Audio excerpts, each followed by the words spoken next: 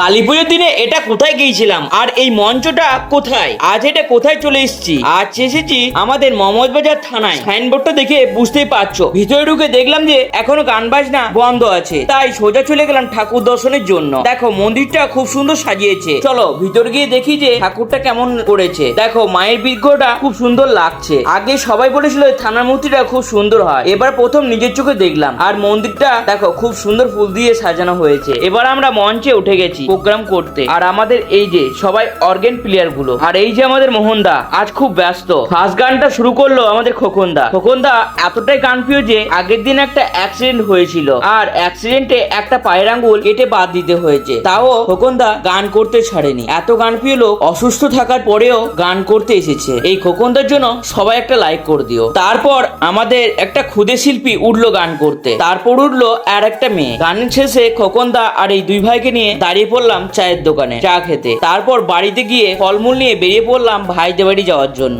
রাস্তায় বেরিয়ে দেখি যে খুবই কুয়াশা পড়ছে। দেখো একদম রাস্তা বোঝা যাচ্ছে না। ভাইদের বাড়ি গিয়ে ফলমূল নিয়ে মন্দিরের দিকে চললাম। মন্দির গিয়ে দেখি যে কত লোকজন বসে আছে, আর মন্দিরে এখনো পুজো শুরু হয়নি। তারপর চাঁদমালা আমি নিজের হাতে পরিয়ে দিলাম মায়ের হাতে। যে মালাটা নিয়ে এসেছিলাম সে মালাটা হচ্ছে মায়ের বিগ্রহ থেকে অনেকটাই ছোট, তাই নিচেতে দিয়ে দিলাম। একটু পর পুজো শুরু হয়ে গেল। দেখো এদিকে ঢাকের বাজনা দিয়ে শুরু হলো মায়ের পুজো। তারপর পুজোর শেষে সবাইকে শান্তি জল দিচ্ছে। একটু পর একে একে পুষ্পাঞ্জলি দিতে শুরু করলো। পুষ্পাঞ্জলি দিয়ে নদীর পাড়ে একটু দাঁড়ালাম। এই ঠান্ডা হাওয়াটায় খুব সুন্দর লাগছে। আর এই সকালের মুহূর্তটা দেখো। তারপর প্রসাদ নিয়ে বেরিয়ে পড়লাম বাড়ি যাওয়ার জন্য। বাড়িতে এসে ভিডিওটা এড করলাম। সবার কালী পুজো কেমন কেটেছে কমেন্টে অবশ্যই জানিও।